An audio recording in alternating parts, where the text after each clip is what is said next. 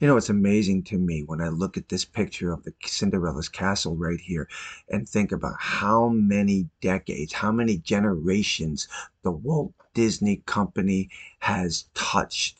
How many people think of fond memories from its animation, from DuckTales TV series to Mary Poppins, who just made us believe in amazing things, to a street rat with the help of a magical genie could make his dreams come true.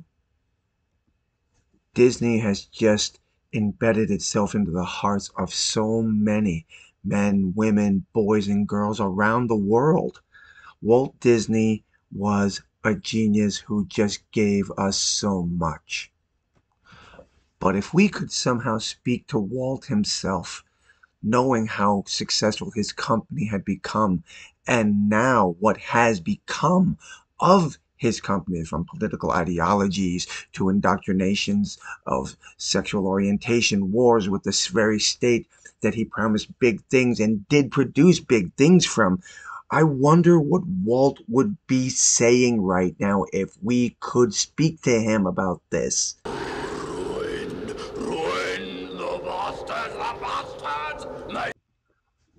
On their own, Lucasfilm, Marvel's, and Pixar enjoyed an incredible amount of success and brought so much entertainment to everyone around the world. It was just amazing to watch.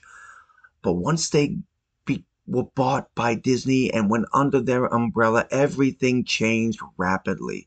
The stories started getting feeling like they were being stolen from previous stories, and also they added a lot more political messaging in their films, and the audience, both at Disney Plus and at the theaters, just slowly started getting sick of it.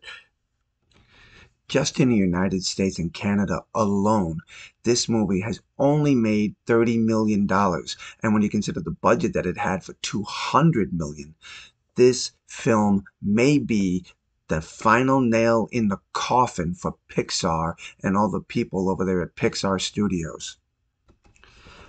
Some are calling this a very lazy movie. It looks so much like other films that Pixar has done in the past, and many people are not interested in.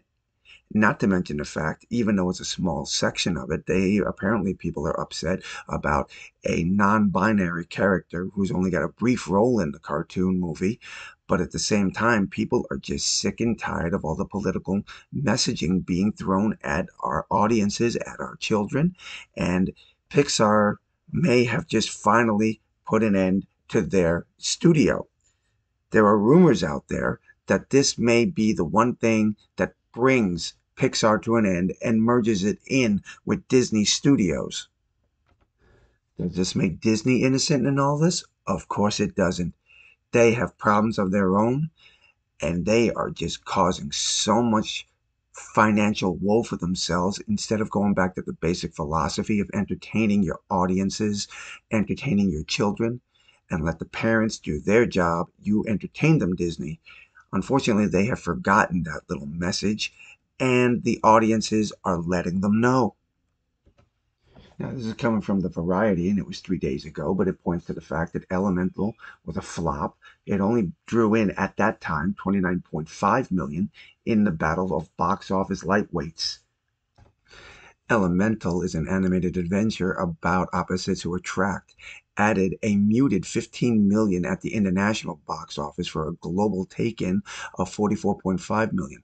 Unlike The Flash, Elemental has been embraced by its audiences, who awarded the film with an A CinemaScope score. So there's a chance that the ticket sales could recover even slightly in the next few weeks, especially since there isn't much competition from family films on the horizon. See, it's this part right here that I want to talk about because, again, this film could signal the end for Pixar as an independent studio company. Even though they're owned by Disney, they still have their own private company. But right here, But there's no sugarcoating the debut of The Elemental, which landed by far the worst starter in the modern history of Pixar, ranking below some of its more forgettable attempts like 2015's The Good Dinosaur.